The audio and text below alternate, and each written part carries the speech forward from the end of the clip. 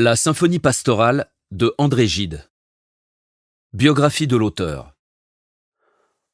André-Paul Guillaume Gide, né en 1869 à Paris et mort en 1951 dans la même ville, est un écrivain français de renom, lauréat du prix Nobel de littérature en 1947.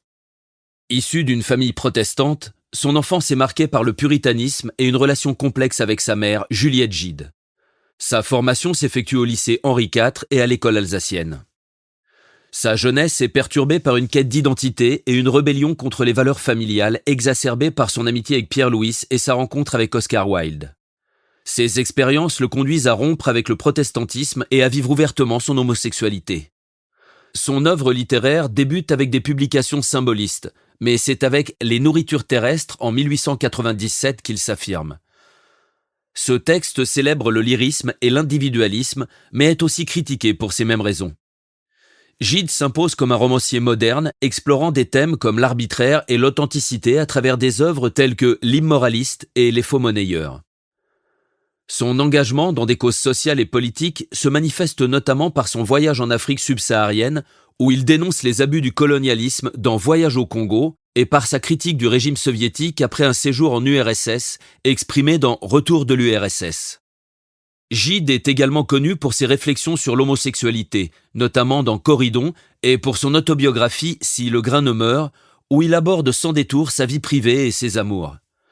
Sa contribution à la littérature française dépasse ses propres écrits, puisqu'il joue un rôle majeur dans la fondation de la Nouvelle Revue française et influence de nombreux auteurs. Son mariage avec sa cousine Madeleine en 1895 est complexe et non consommé, reflétant les contradictions de sa vie personnelle.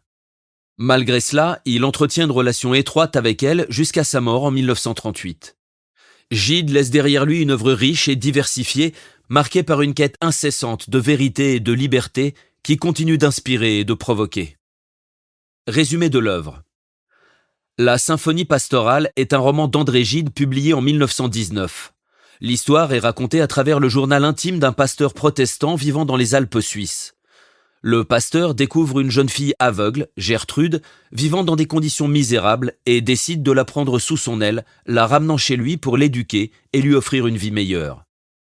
Au fil du temps, le pasteur développe des sentiments complexes envers Gertrude, oscillant entre l'amour paternel, la compassion et une attirance plus personnelle. Cette relation évolue dans un contexte familial et communautaire qui observe et juge les actions du pasteur. Le pasteur s'efforce d'ouvrir le monde à Gertrude à travers l'éducation, la musique, notamment la symphonie pastorale de Beethoven, d'où le titre du roman, et l'expérience sensorielle de la nature. Cependant, la possibilité de rendre la vue à Gertrude grâce à une opération chirurgicale soulève des questions morales et éthiques sur le désir du pasteur de la garder dans un état de dépendance et d'innocence. Après que Gertrude retrouve la vue, elle est bouleversée par la révélation de son amour non pas pour le pasteur, mais pour Jacques, le fils du pasteur qui s'est converti et entre dans les ordres. Gertrude, désespérée, tente de se suicider et finit par mourir après une nuit de délire. Le pasteur est confronté à la douleur et au remords, ainsi qu'aux reproches de Jacques pour ne pas avoir fait appel à un prêtre avant la mort de Gertrude. La fin de l'histoire est marquée par une profonde remise en question du pasteur sur son amour pour Gertrude, ses choix et les conséquences de ses actions. Le roman explore des thèmes tels que la foi, la morale, l'amour sous ses différentes formes, la culpabilité et la quête de rédemption. Gide utilise la relation entre le pasteur et Gertrude pour questionner la nature de l'amour et du sacrifice, ainsi que les limites de la bienveillance et de l'ingérence dans la vie d'autrui. Contexte historique. La symphonie pastorale d'André Gide a été publiée en 1919 dans un contexte historique marqué par la fin de la Première Guerre mondiale. Cette période est caractérisée par une Europe en reconstruction, tant sur un plan matériel que moral. La guerre a laissé derrière elle des millions de morts, de blessés et a profondément affecté les sociétés européennes. Les valeurs et les croyances sont remises en question et un sentiment de désillusion se répand, notamment chez les intellectuels et les artistes. C'est aussi une époque de grands changements politiques, avec la chute des empires et la redéfinition des frontières européennes par le traité de Versailles. La révolution russe de 1917 a également contribué à un climat d'incertitude et d'espoir pour de nouveaux modèles de société. Dans le domaine artistique, Cette période voit l'émergence de mouvements d'avant-garde qui cherchent à rompre avec les conventions et à exprimer les désarrois et les aspirations de l'après-guerre. Comme le modernisme, qui explore de nouvelles formes et techniques pour refléter la complexité du monde moderne. La symphonie pastorale s'inscrit dans ce contexte de questionnement sur les valeurs morales et religieuses, en explorant les thèmes de l'amour, de la foi et des valeurs. Le roman peut être vu comme une réflexion sur la quête de sens dans un monde bouleversé par la guerre et les changements sociaux. Contexte personnel.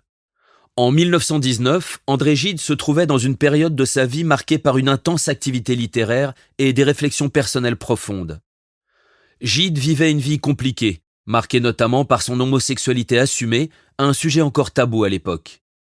Bien qu'il ait épousé sa cousine Madeleine en 1895, leur mariage n'a jamais été consommé et Gide menait une vie intime en dehors de cette union, ce qui était source de tensions et de conflits internes.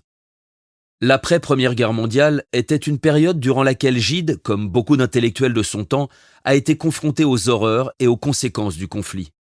Bien qu'il ne se soit pas engagé directement dans le combat, la guerre a influencé sa pensée et son œuvre, le poussant à réfléchir sur la condition humaine, la souffrance et la moralité. Cette époque fut marquée par une importante création littéraire pour André Gide, reflétant ses questionnements personnels et moraux dans un contexte post-guerre qui a profondément impacté la société et les intellectuels de son époque. Les personnages. Le pasteur. Il est le narrateur de l'histoire et le personnage central.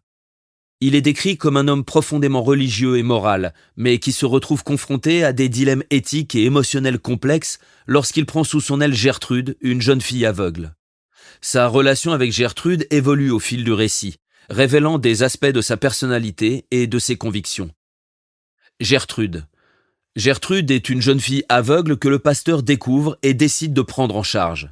Elle est décrite comme étant d'une grande beauté, innocente et pure, mais également comme quelqu'un qui possède une intelligence vive et une capacité à percevoir le monde d'une manière unique en raison de son handicap.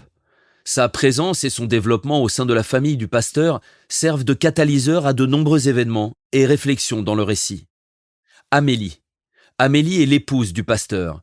Elle est décrite comme une femme dévouée à sa famille, mais dont la relation avec son mari est mise à l'épreuve par l'arrivée de Gertrude.